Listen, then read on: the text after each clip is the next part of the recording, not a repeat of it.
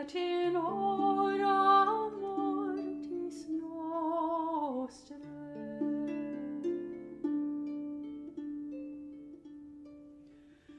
Ave,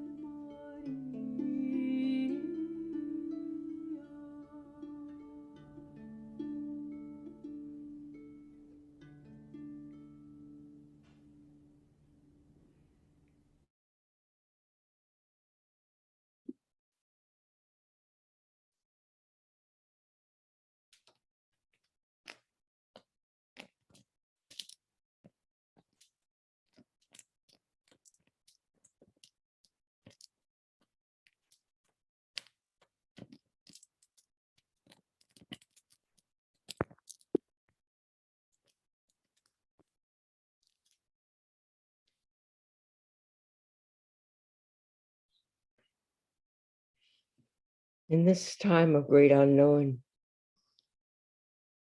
in this time of darkness, in this time where the sun, we believe, slowly turns and begins to come back to the north, in this time of hope and despair, again, in the unknown, we turn to you, this sacred fire of life, our circle, our community of Chartres, that sacred hill that holds us, keeps us together through the years, and ignites the love within and reignites in this moment, in this time. May the waters of the well renew us, replenish us, purify us, that we come forward in full-hearted intention and passion to live the life there is, to renew this creation in the myriad of ways individually we can, and in a powerful way, we must as a community. We look for this direction now and open ourselves to receive, embody, and step forward with it, in it, of it, through it. Mama, no, amen. All my relations.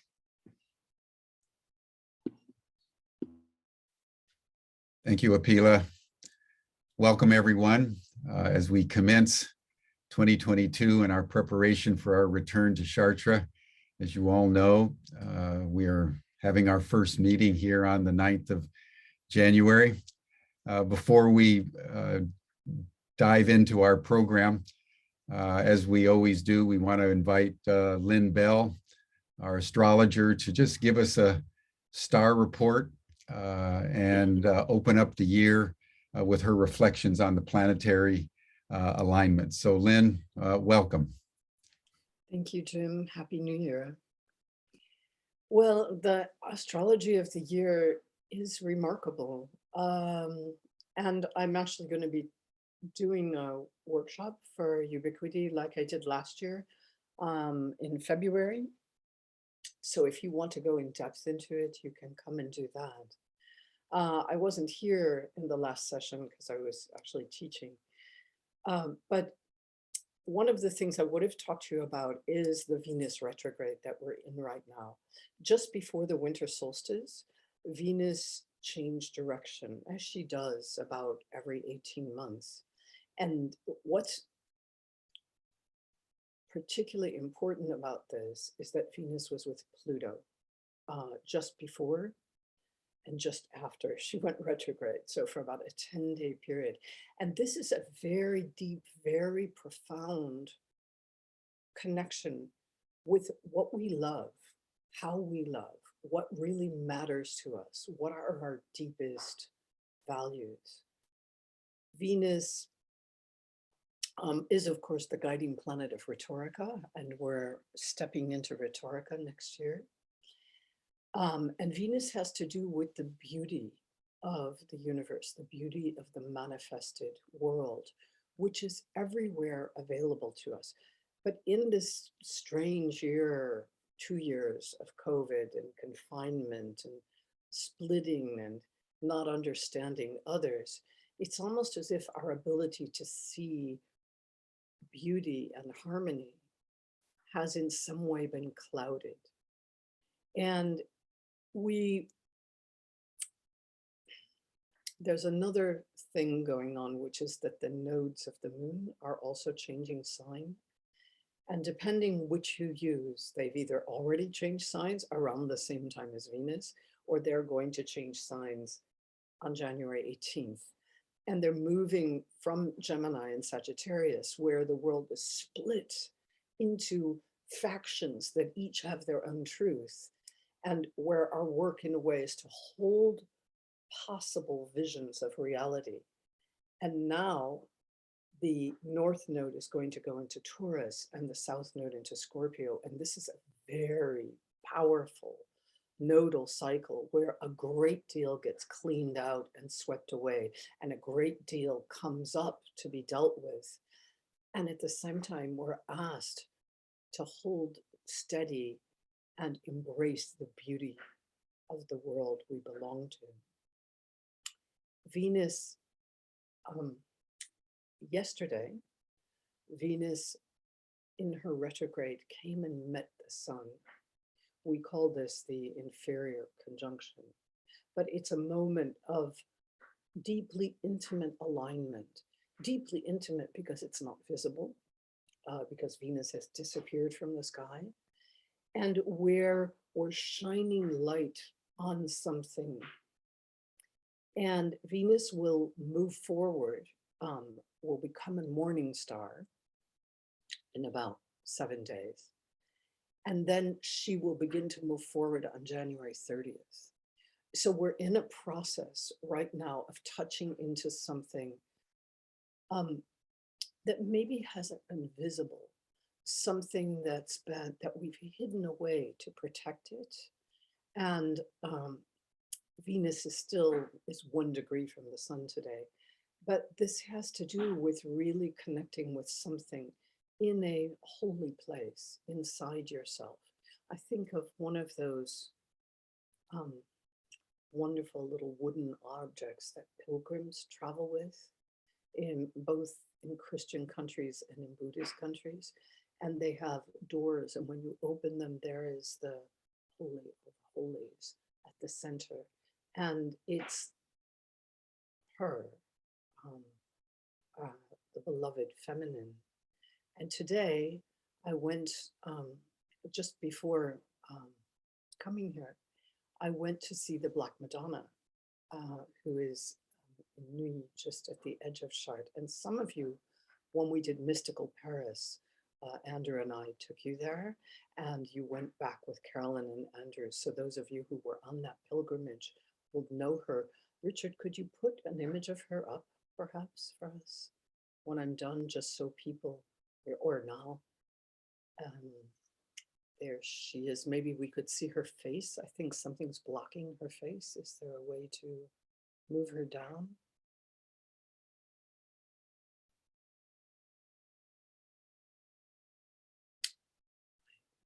There she is. This is the Black Madonna of Paris. And she was incredibly powerful today.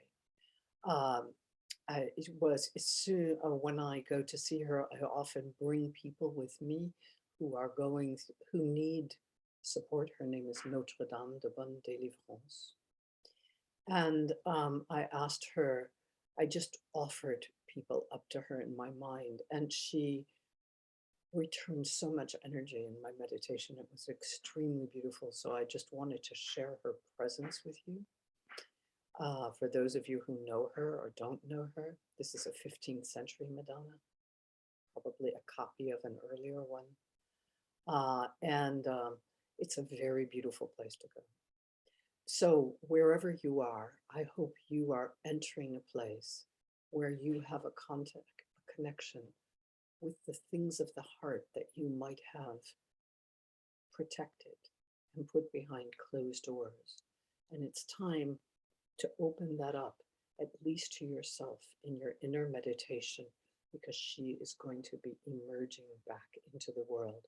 And it will be powerful next month when she does, because in mid-February, she meets Mars and is ready to emerge.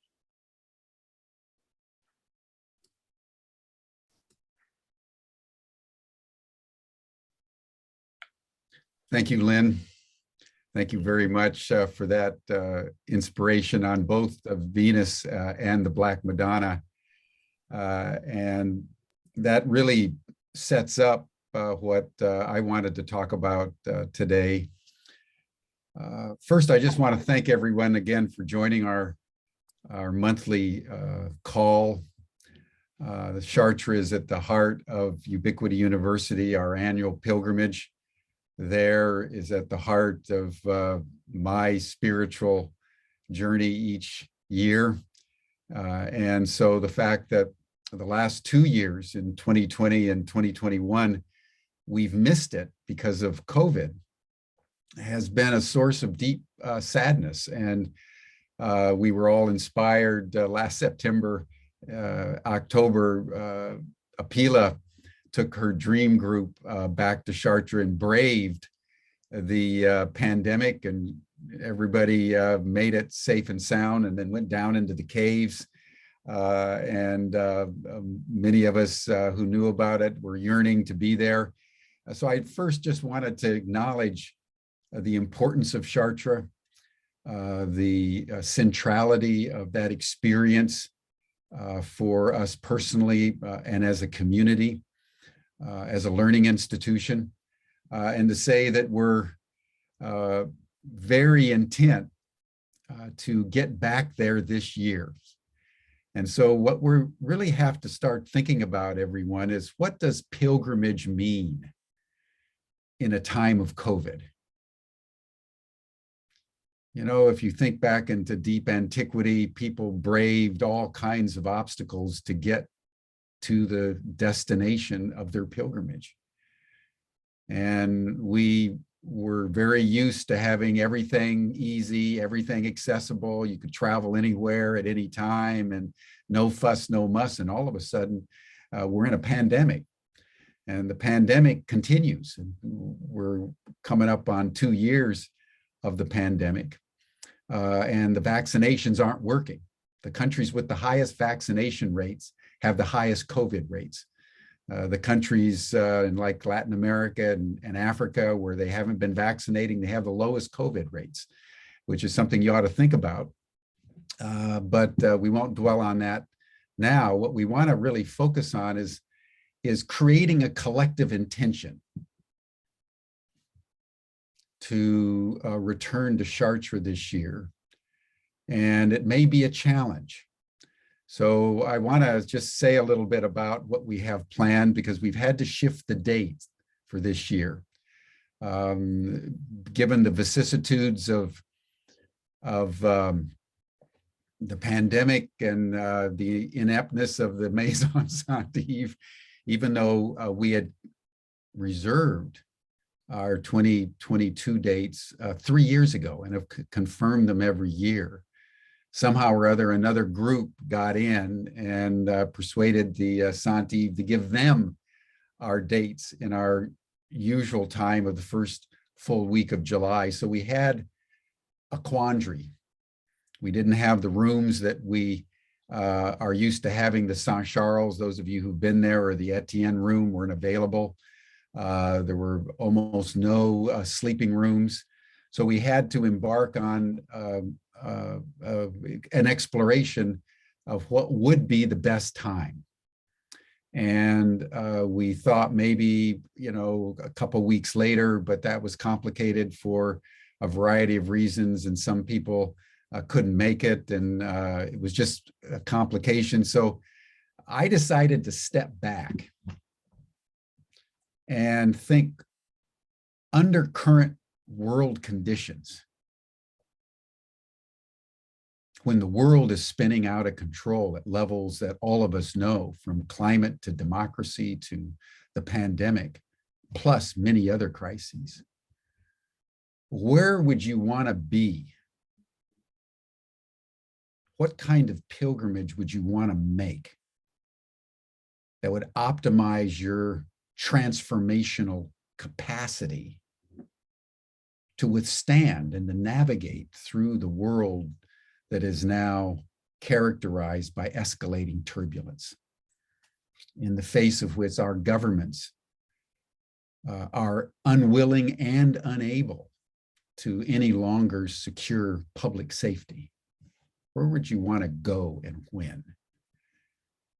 Well, if there's ever been a time in our lives where the Black Madonna is seminal, it's now. And there's one time in the entire 52 weeks of the year where she's brought out of a seclusion, a very specific Black Madonna, and for 7 days is put there in Chartres Cathedral, just behind the altar, between the altar and the choir, if you know where that is. People are welcome to come in, and that's the Feast of the Assumption, where each year on the 15th of August, the church celebrates the rising and the recognition in 1950 by Pope Pius XII that in fact Mary is Queen of Heaven. So at the moment when the feminine is recognized at her optimal presencing as the Mother of God, the Black Madonna is brought out. So this was the discussion that we've been having over the last several months of doing it in August around the Feast of the Assumption and the bringing out of the Black Madonna, who's paraded around the streets. And Banafshe will say more about that in a few minutes. But I also wanted to bring in a couple of other factors that led to our decision around the August dates. And that is that we've been in discussion with Eve Ensler You probably all have read her Vagina Monologues that were first aired for public in a play, I think it was 23 years ago, and became one of the most performed plays in all of history. The Vagina Monologues, translated into scores of languages and aired by women all over the world with a frequency and a power that led Eve, now called V, to create 1 Billion Rising, to empower women all over the world that have suffered from one kind of sexual or physical or emotional harassment at the hands of patriarchy. You know V's story. She recently published a book called The Apology. She was severely and over a long period of time abused by her father in every conceivable way. And the one thing she wanted from him was an apology. And he never gave it. So 33 years after his death, she channeled a powerful apology that became a best-selling book. And we had her on Humanity Rising several months ago. And she gave one of the most powerful sessions that we've had since we began in May of 2020, as we began to enter into the pandemic and realize we were in something that was historic, and we wanted to make it possible for people all over the world to come together and talk about these matters. And Eve was one of the people who came on, and we became acquainted, and I invited her to Chartres next year and started to work. It was Andrew Harvey that made the connection. And Andrew began to tell her about everything that we do. And so for her first instinct was, let's do it. The session around the Feast of the Assumption and the Black Madonna, and what she's preparing for a kind of a world and European premiere later this year that we want to have premiered in Chartres while we're there, is a soundscape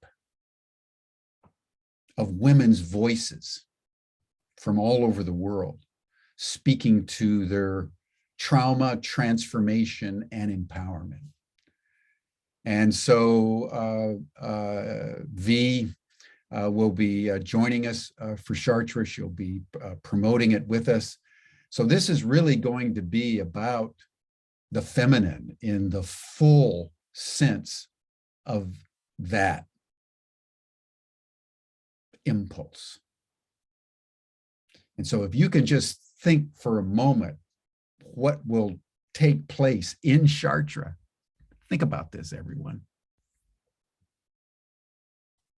We're in rhetorica. We're in the third of the liberal arts. And the liberal arts is under the aegis of the planet Venus. And you just heard from Lynn that Venus is going to be very potent over 2022. It's under the aegis of the goddess Aphrodite, the goddess of love. And rhetorica is about how love guides us into right thought, right speech, and right action. And in particular for Plato, who developed this particular liberal art with Pythagoras and Aristotle, it was about how love guides speech. How do you use your words ethically in a way that illuminates through eloquence a higher moral conduct in the people who are listening? And then consider bringing in a woman like V, with everything she's done for women and for the goddess and for the empowerment of people generally, but in particular women. And to have a session in Chartres with the Queen of Heaven, the recognition of the feminine as the Queen of Heaven.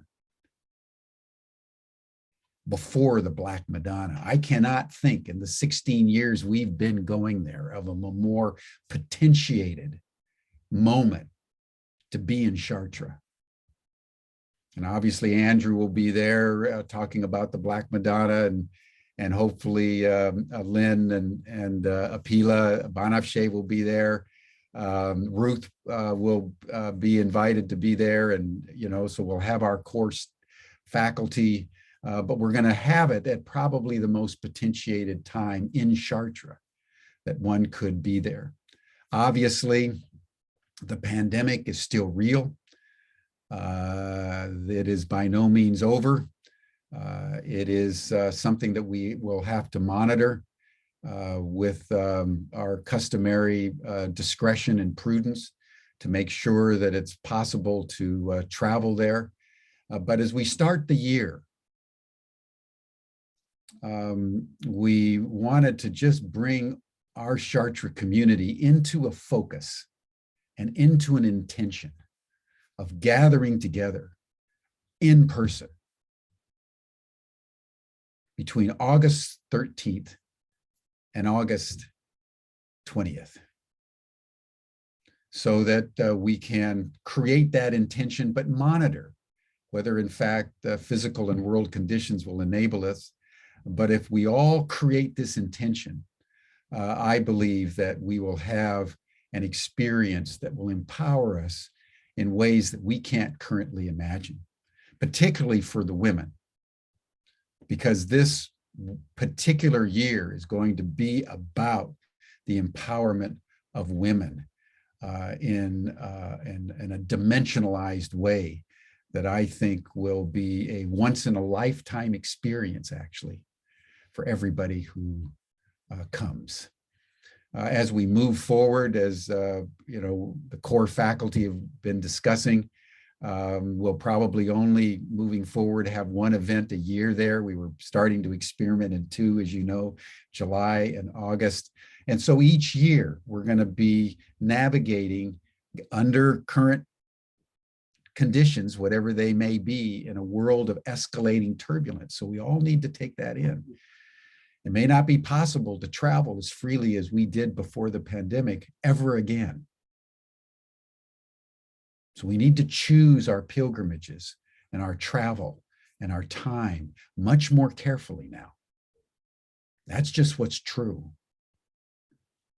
And so the adoration that we feel for that sacred place needs to be contained with a prudence and a rigor that we haven't had to manifest before. But for those of us who intend to go, that will deepen our commitment and therefore deepen the energetic receptacle in our psyches and souls for the transformation that will take place in that sacred site, so infused for thousands and thousands of years in the very telluric energies of the earth energies itself with the divine feminine. So it's going to be very exciting. It's going to be unknown. We're moving into the unknown, but that's where we are, everyone. And I feel personally deeply moved by what's happening in the world right now. The world is undergoing a metamorphosis. And so must the Chartres Academy. And I think we're closing in on a bullseye for 2022 that will be worth the effort to get there. So I will pause here and invite my colleague Banafshe Sayad, who's been curating our time there each August with Madonna Rising. So this will be an amalgamation of rhetorica and Madonna Rising in some way that V will no doubt inspire. So Banafshe, thank you for everything that you've done to help nurture Chartres over the years that you've been present. And I've invited Banafshe to say something about the Black Madonna and the Assumption, so we get a deeper feel for what we're embarking on. Banafshe. Thank you, Jim. Happy New Year to everyone. I hope you've had a good, energized start of the year. I'd like to say a few words about the Feast of the Assumption of Mary, which is the holiest time in Chartres, as Jim was saying. Our group was blessed to be able to gather there to join in the celebration in 2019 during our first Madonna Rising immersion. But as most of you know, our subsequent immersions needed to be virtual. So we met online for 2020 and 2021. So we're hoping to return this year, and I really recommend being there during this week in Chartres to all lovers of Chartres, all lovers of Mary, all lovers of the Black Madonna and the Divine Feminine, if you're able to go. On the day of the Assumption, on August 15th, a beautiful statue of the Black Madonna, flanked with gorgeous, colorful flowers, is processed through the streets of Chartres before she's placed in front of the statue of the Assumption of Mary in the choir, where she sits for 1 week until coronation. And then she's hidden away for most of the year until the next feast day. Rick, can you please share the slide?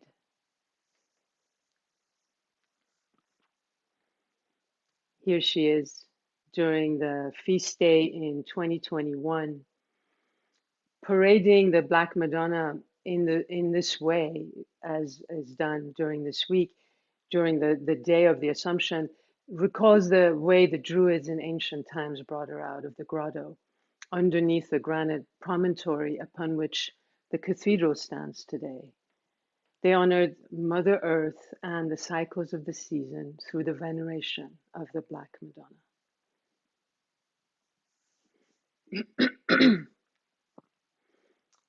Visiting the cathedral and walking the labyrinth, especially during this time when the Black Madonna sit, the hidden queen of the cathedral, the queen of the universe, takes her obvious central position in the choir at the foot of the statue of the Assumption of Mary, is a profound revelation. The doorway of mysteries open to us as the hidden mother is brought out into the light, into manifestation, while the visible mother ascends into the light, ascends into the invisible. We enter this cyclical dance of light and dark, of yin and yang. The light grows out of the dark, and only in holding both do we become whole. In order to fly, we need to take root. The metamorphosis from the old to the new is uniquely the domain of the Black Madonna, which is why she's so actively present in world affairs and in our personal lives today as we undergo global transformation. Historically, her presence has been felt during times of turbulence and upheaval, when a culture or civilization is dying and something profound and redemptive is being born. Can you please stop sharing the slide? I feel what is being born is represented in the symbol of the Assumption of Mary because of everything that the figure of Mary embraces, the whole past mythology of the Divine Feminine as the womb of life, as the soul of the world, and as nature. The feminine dimension of the divine is raised to parity and union with the masculine Godhead. The tragic tendency of Christianity to disassociate nature and the body from divine spirit is dramatically and finally redeemed in this sacred marriage, sacred union of matter and spirit, that affirms the oneness, the utter sacredness and blazing radiance of the whole of creation. We are invited to rise with her. This is nothing new. From deep antiquity, the divine feminine has been understood as the womb of life, as the soul of the world, and as nature. Matter was considered and lived as sacred. But for us today, this worldview and this attitude needs to be restored and revitalized as we leave behind the old paradigm of separation and competition and enter and usher in the new era of connection, new era of cooperation and collaboration. We are to find the sanctity of all of life in the midst of our lives, exactly where we are, in our bodies. It is urgent that we live the sacred here and now. This coming into right relations with ourselves, with one another, with the greater eco field is the great task of our time. And our survival depends on it, as you know. So as we embark on this new year, may this representation of the union of matter and spirit, this sacred marriage, open our hearts to the utter sacredness and blazing radiance of the whole of creation and inspire us to rise to living from our authentic self in service of what we believe in, celebrating a new birth, a new consciousness, a new relationship to the body, to the earth, at home in ourselves, at home here, making peace with physicality and all that it encompasses. So, as Jim said, holding the intention that we will be together, Goddess willing, in Chartres in August to celebrate this rising, this new birth. Thank you so much. Thank you, Banafshe, for those words. It's very inspiring to just think through the kind of the metaphysics of what we're entering. And as you were speaking, I was just reflecting on Venus in the sky and the alignments of Saturn and Jupiter and Uranus and Pluto and all the vicissitudes of the energies that are swirling around us. And here on Earth, us humans have made a complete hash of just about everything. And we've lost our way. You know, one of the comments that, since I do Humanity Rising day by day, and we've had over 1,500 speakers, we've got thousands of people show up, we broadcast 130 countries all over the world. I mean, it is quite a thing, and it's putting me in touch with Rick every day, with just people everywhere. And at the end of 2021, there was a sense of exhaustion, a sense that, my goodness, this pandemic just won't go away.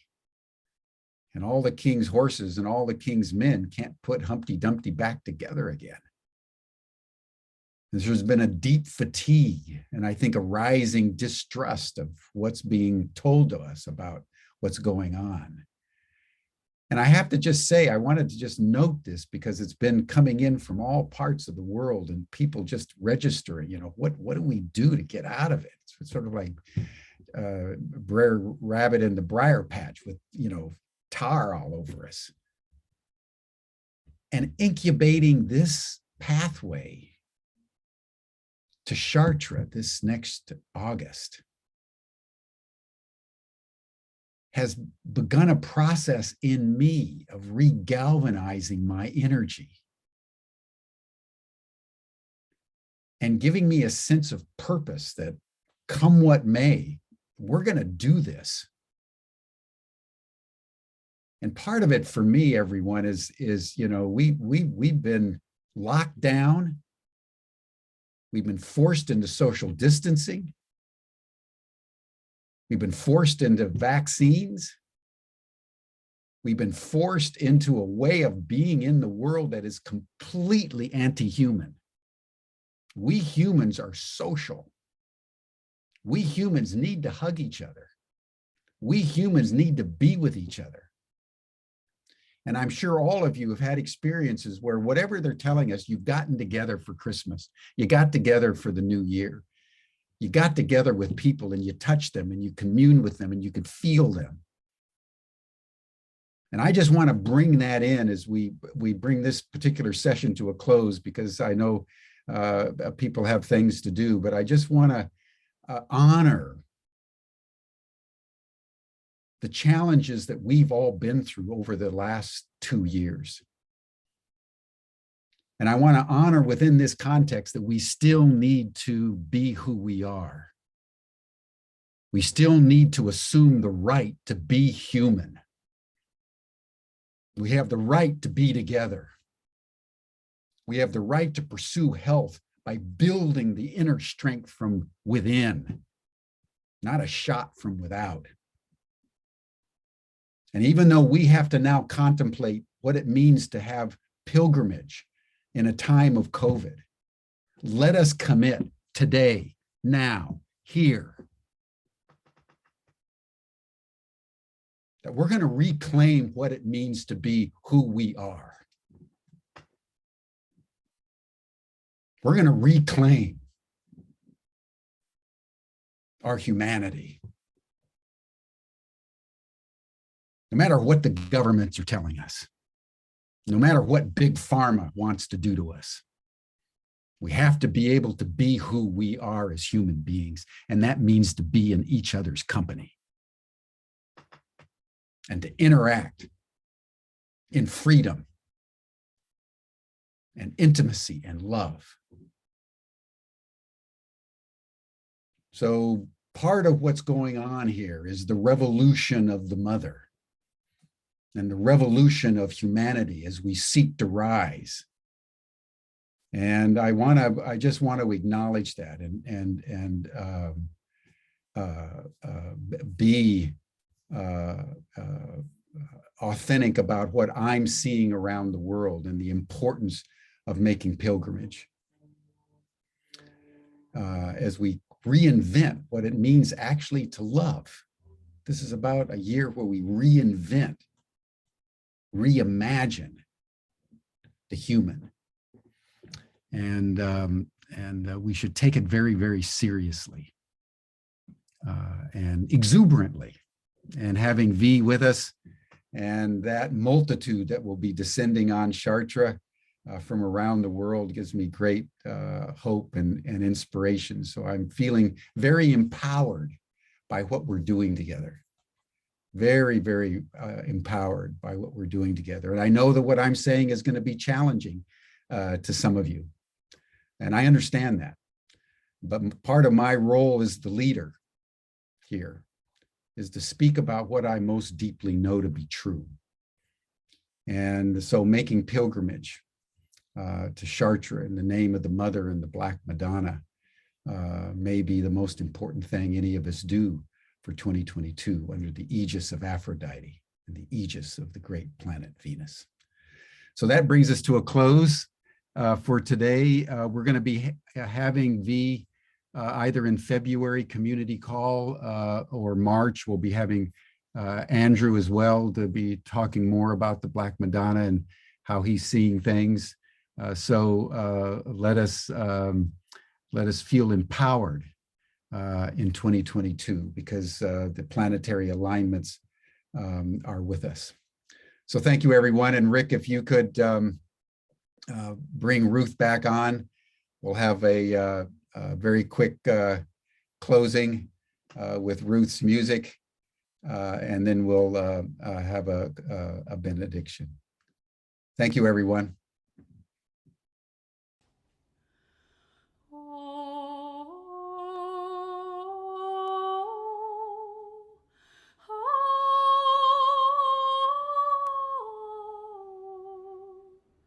Nelle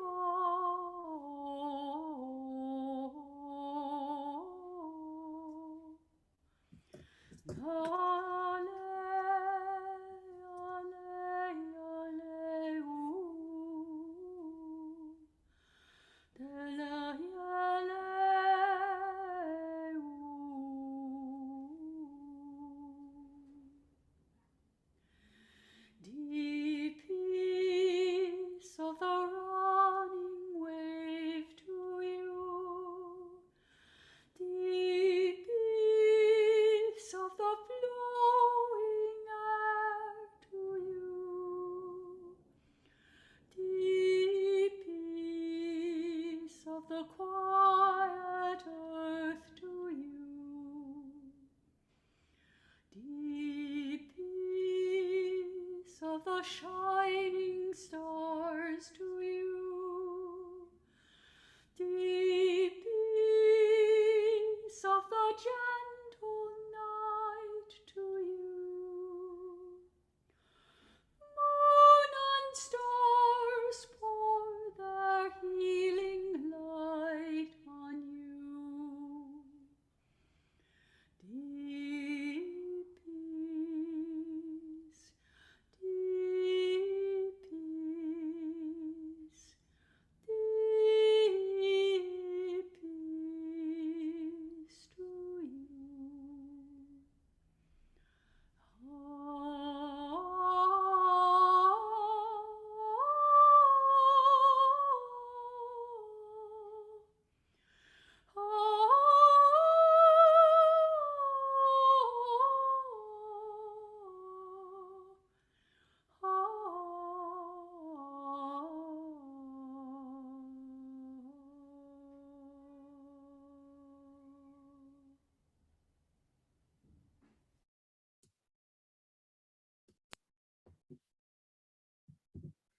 And now may the memory in our hearts of the ancestors